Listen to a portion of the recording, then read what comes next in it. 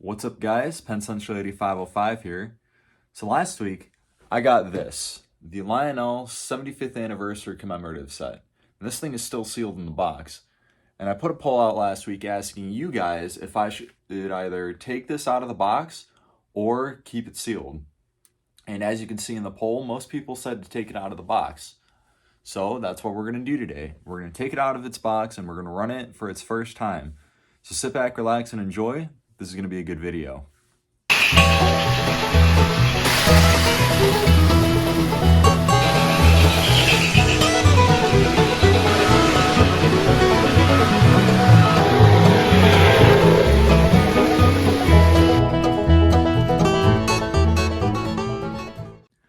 Alright, so for the unboxing, I'm not going to be using my mic, so I'm sorry if I sound a little quiet.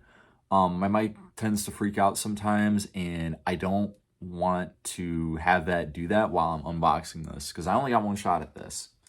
Anyway, let's get to the unboxing. So, taking the box top off, pretty easy. You just lift it off, and as you can see, they did some pretty nice box art for it. You got a picture of the train itself, a nice logo. There's a little bit of staining on the box, but I mean, the box is still in great shape. It's all there. And on the sides here, you got a description of everything that comes in the box. And on the other side, you got a brief history of the company up to 1975. And I think they did a good job with the box art for that. On the inside here, you got the engine, the Caboose, and all of your freight cars. And as you can see, or might not be able to see, but this is still shrink wrapped. Now, the shrink wrap is a little damaged, but that's fine. We're not going to be keeping that anyway. We are going to be taking this out of the box for the very first time, and it's going to be its very first time running. And I'm really excited to do that with you guys.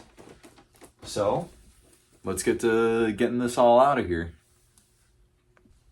All right, the moment you all have been waiting for. So I'm actually going to use the damaged shrink wrap to my advantage, and we're going to start where it's damaged and get ripping. So here we go.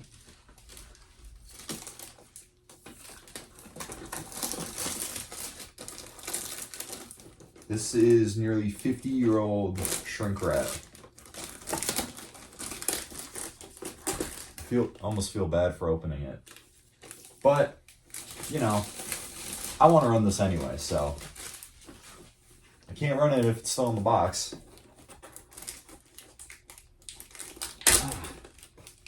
Feeling a little difficult, but you know, that's how shrink wrap is sometimes.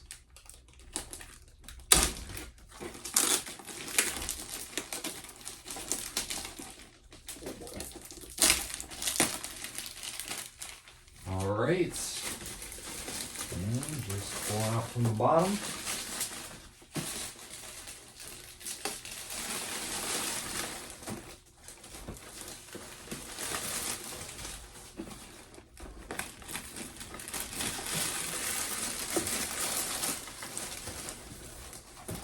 There it is.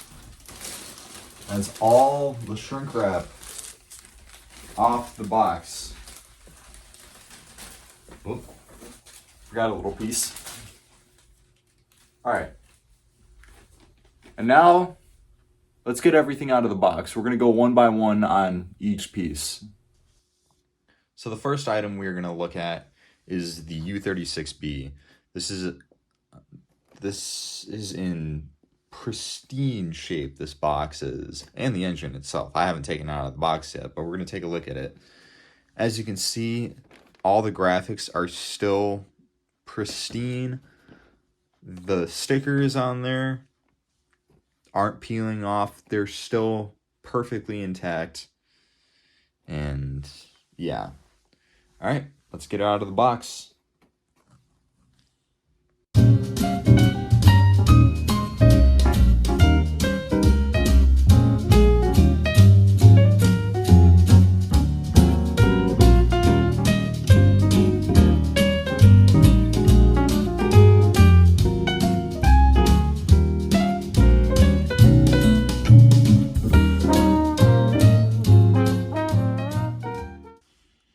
right, coming out of time lapse and back into real time here.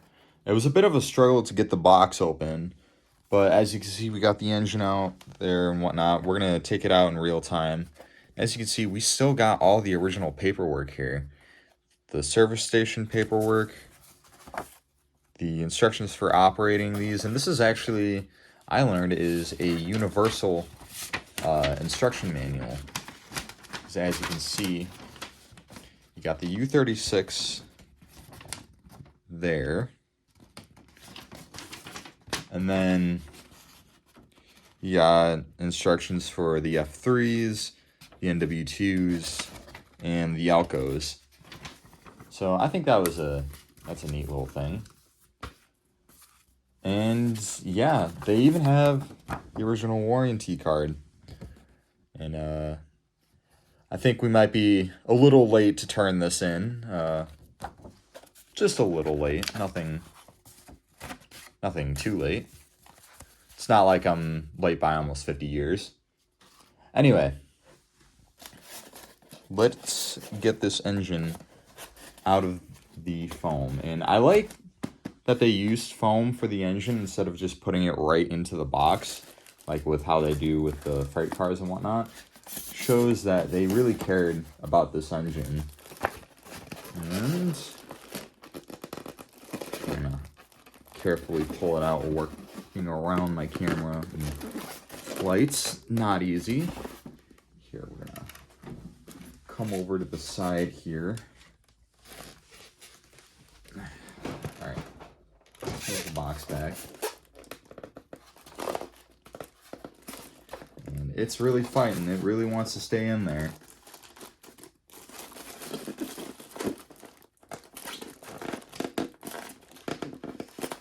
Oh man, it is really fighting.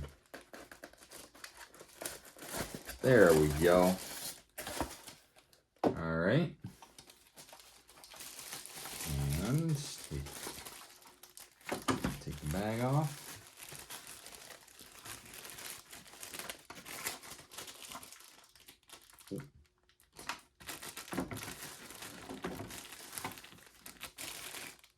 Okay. Alright, we're unstuck from everything. Hopefully. Alright, and there you have it. There's the engine. Beautiful and shiny. Alright. Let's take a closer look at it before we go on to the other stuff.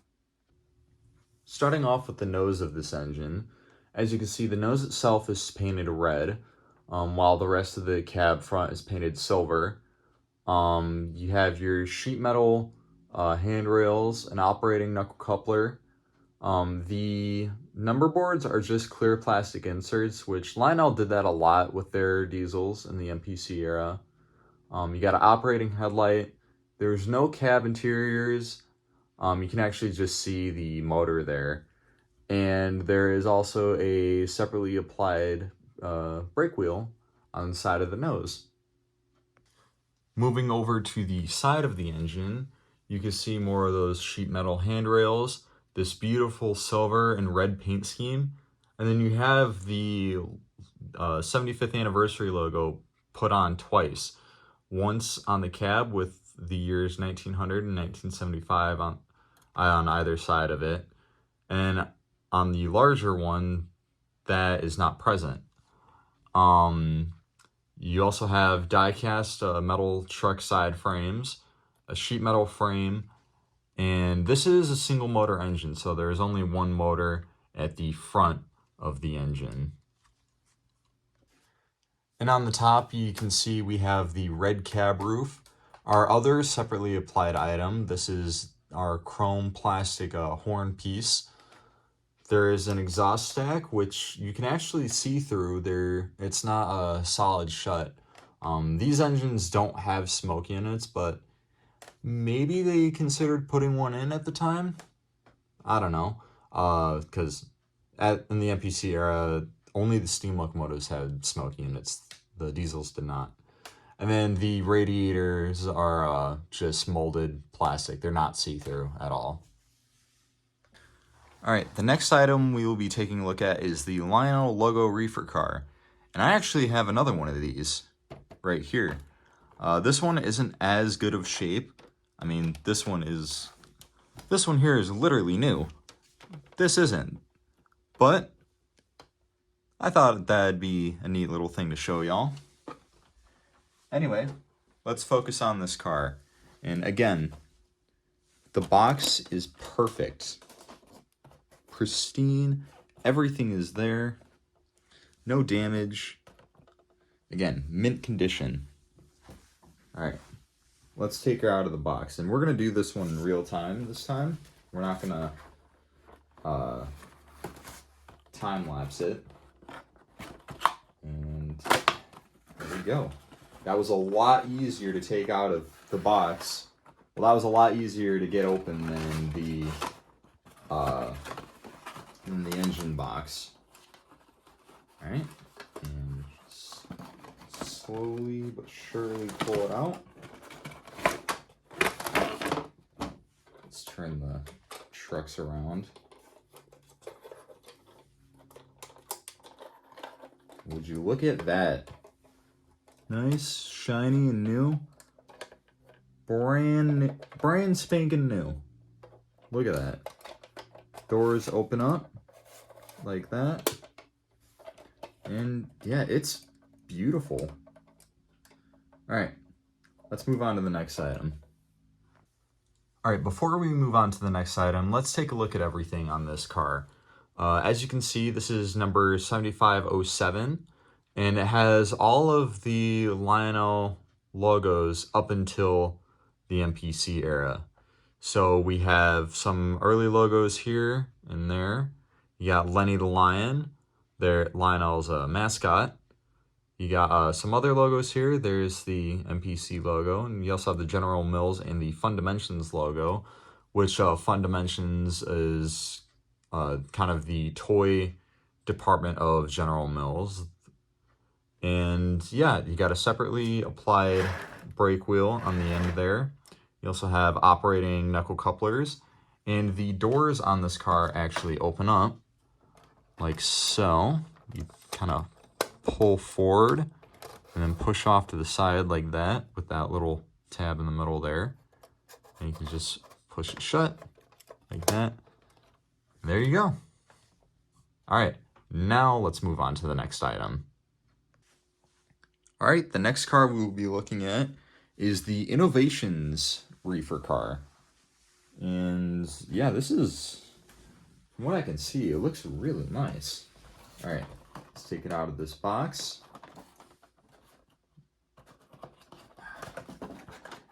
With these boxes being so new, they're difficult to get open. Not super difficult, but a little difficult. Of course. All right. This one's a little different on the flaps. Okay. And, oh, whoa. That's weird. Usually there's a bit of a fold there on the inside of the flap there, but that's not there. It's all one flat piece. There we go. Pull it out. Look at that. Huh. One coupler has been rotated around to the outside, the other isn't. Interesting. Yeah, as you can see, again, this is basically the same casting as the other reefer, just yellow and with different markings on it. Looks pretty nice. All right, let's take a look at the details on this. Taking a closer look at the Innovations car, it shows the 3-rail track system, the ZW, our lighted crossing signal, steam engine smoke, whistle sounds, the mighty sound of steam, which was new in the MPC era, and magnet traction. And I really like this yellow color that it comes in with this blue roof. I think it contrasts nicely. And again, this is also the same model as the reefer, as the logo reefer. So you can just Open the doors again, pull like so, like that. And yeah, I think they did a good job with this car. Next up on the list is the Founders boxcar. And I actually saw one of these at the Wheaton Train Show. I saw a loose one of these cars, and I almost bought it, and then I was like, I probably already have the car on the set, and I'm glad I didn't buy a second one, because I would have 2 duplicate cars from the set then, and I'm not really one to buy duplicates of stuff unless there's like variations. But yeah, anyway, getting this opened up here. And out of the box. That's interesting. Both couplers are facing outwards this time. And this is based off the 9700 series castings. As you can see, that's still stamped on the end there. And oh, that's interesting. The little plate on the other end is kind of dented. Never seen that before on one of these. And of course, the doors do open up. I'm not going to open them up all the way because I don't want to cover the graphics on here. But yeah, these graphics are beautiful.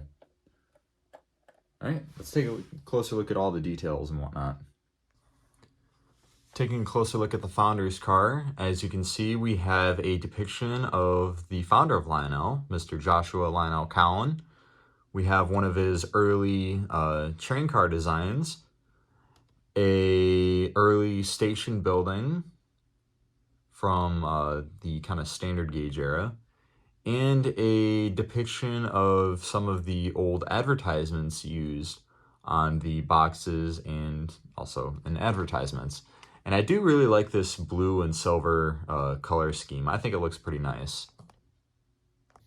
And a quick look at the side of the car. We have a add-on brake wheel, operating knuckle couplers, as you can see. And like I said earlier, you might be able to see it. I don't know how well you can see it, but the little plate on the end there is dented in, which I don't know how that would happen. I guess it's a little manufacturing error, but I find that kind of interesting to see that. I've never seen that on a Lionel freight car before. Next up is the off-track accessories hopper. Now this is actually my first MPC covered hopper. And yeah, let's get this out of the box here. This is another one of the longer boxes, and I'm trying to be a little difficult. And what I've noticed with these boxes, they feel like they use kind of a thicker cardboard than a lot of other boxes from around the time. I don't know, that could just be my brain tricking me, because I mean these boxes are brand new and they've never been opened. So anyway, there you have it. Looks very nice, and I think the hatches on the top open up here. They look like they do. Oh yeah, they do. See? All right. Let's take a closer look at this thing. All right, taking a look at this car. This is a nice car. I like the color scheme with the blue body and the red top. It contrasts nicely. And as you can see, we got 3 accessories here. The coal elevator, first made in 1938. The bascule bridge, first made in 1940. And the operating water tower, first made in 1953. Now, I do think it's kind of funny that they say that this is off-track accessories, and yet the bascule bridge is quite literally a big operating piece of track. So I find that kind of funny. Anyway, this car also has opening hatches on the top, as you can see. Now there is a little piece of metal inside that kind of acts as a spring that not only keeps the hatches closed, but it also helps keep them open. Also on the end, there is a add-on brake wheel, and on each end you have operating knuckle couplers. Next is the Famous Engines reefer. And, alright, let's get this opened up. Oh, a little difficult again. There we go. Open it up. Pull it out. This one, I find this one kind of interesting, that the roof has a little more of a matte finish than a glossy finish. But yeah, I like this. Let's take a closer look at it. Taking a closer look here, we have this orange and brown paint scheme, which to me kind of reminds me of the Milwaukee Roads paint scheme. Anyway, we got a few engines listed on here. We got the Blue Comet, which I think it's kind of interesting that the engine itself in this circle is silver and black instead of blue. And also, I think it's kind of interesting that this is the only one that has this kind of border around it.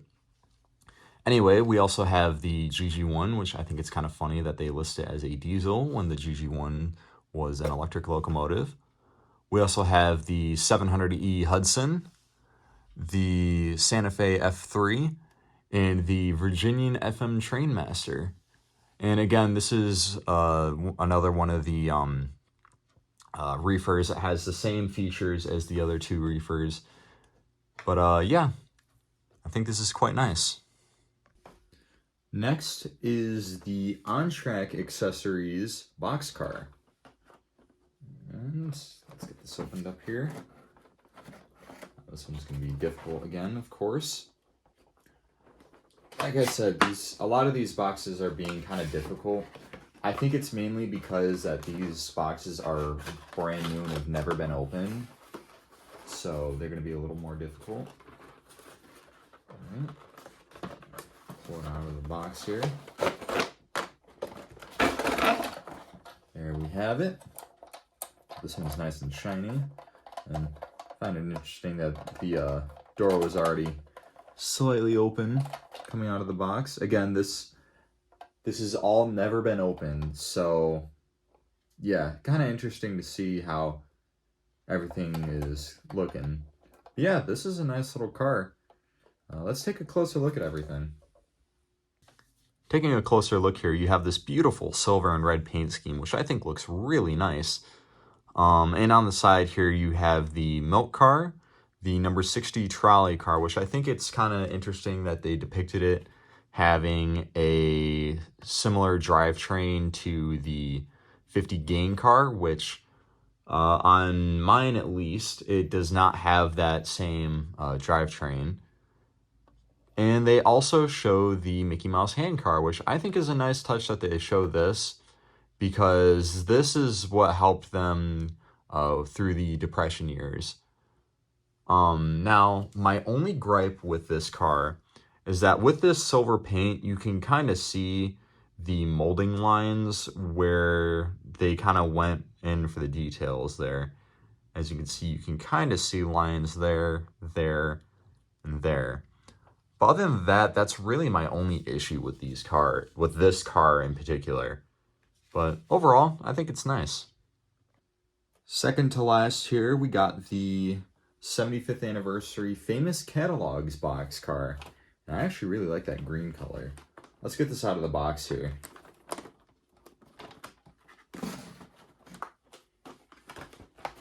Again, being difficult. Drop the flat. And, there we go. Let's flip the trucks around here. Of course, this one's going to be a little difficult. Oh, of course. Gotta love it when you're unboxing stuff and stuff has to be difficult. Of course, this one's not gonna turn around because the flanges are hitting those steps. So give me 1 second. I'm gonna lift the shell off and then turn the trucks around. And with the magic of editing, I have the truck facing the right way. All right, let's take a look at all this. All right, taking a closer look here, like I said earlier, I really like the gold color on this, and I like the green too. But anyway, we have 3 catalog covers on the side here. We have the cover for the 1927 catalog, the 54 catalog, which is arguably one of the most famous catalog covers, and the 1940 catalog cover. Now, I do think it's kind of interesting that they didn't do the 1952 catalog cover, as I think, now I'm not entirely sure, but I think that is one of the most famous catalog covers, because it has the kid kind of in excitement with the train going across the big Lionel bridge and having all those trains lined up at the bottom there. That cover is so popular, in fact, that they actually recreated that cover for the 2008 Volume 2 catalog, and even Menards kind of mimicked it with their catalog. But yeah, overall, not a bad car. This is quite nice. And last, but certainly not least, we have the 75th anniversary Caboose. Let's get this opened up. Of course, it wants to be a little difficult again, as always. But that's kind of what I've come to expect with the boxes for this set now. We got it open. And out it is. There we go. So this one only has 1 coupler. And actually, interesting enough, the little lanterns are taped to the bottom of the car. So let's get those in there. Should be pretty simple process. Let's take this tape off. I find it kind of interesting that they decided to tape these on instead of like put them in like a little separate bag or something. But you know, it was the MPC era. They did a lot of weird things. So yeah, there's the little lamp there. Just a small little clear plastic red piece, and of course this piece of tape won't get off me, but there we go. All right, so and they have the little holes there to put your lanterns in. I don't see a specific way, like up or down position, so all right, so it should go in something kind of like that. And then I'm trying to kind of do this on camera here. There we go. All right, there we go. The lanterns are on. Let's take a closer look at this. All right, taking a closer look here. As you can see, they kind of continued the red stripe from the locomotive, which I think is a nice touch. You have your big 75th anniversary logo in the middle. This nice metallic silver paint scheme, which I think looks real sharp. As you might be able to see it, there's a little paint imperfection there, which you're not really going to notice it unless you're taking a really, really close look at it. You also have your add-on red lanterns at the back, which you have to put on yourself. You have frosted windows, because this is a lighted Caboose. You have add-on brake wheels on either end of the car. You have 1 operating knuckle coupler. Now, I do want to address one small issue that I have with these MPC era Cabooses, and it's specifically with these Northeastern style Cabooses, and it's that these cars get a lot of body roll.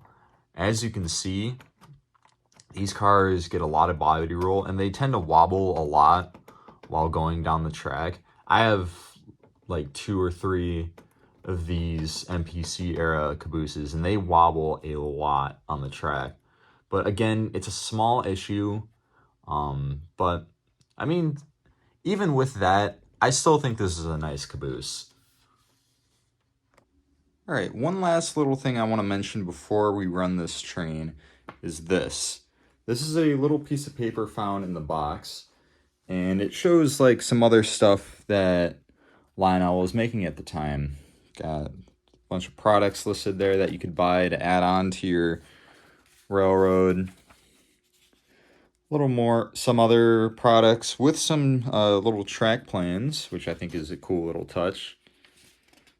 More track plans on how you can add different things to your layout. On the back here, they actually have a advertisement for a very obscure track system Lionel made. It's called the True Track system. It was supposed to be like a very realistic track system, kind of like what we have for Fast Track now, and I guess sort of like the Super O track from the post-war era. And then they also advertised some books that they made as well. So I thought this would be a cool little thing to show y'all as well. All right, folks, it's the moment you've all been waiting for. We will be running this train for the first time ever.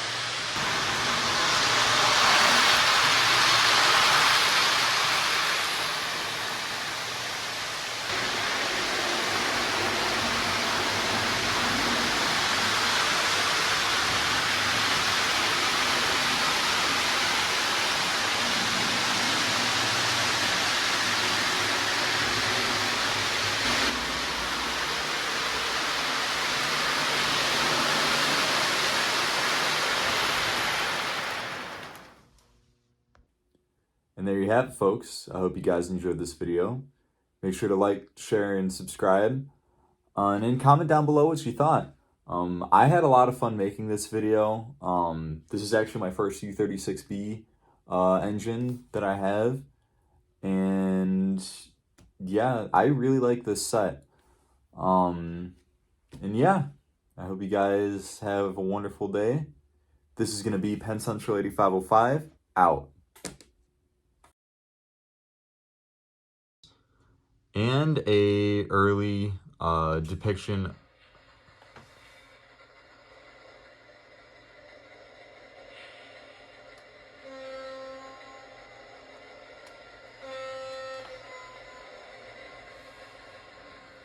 Clock, do you mind?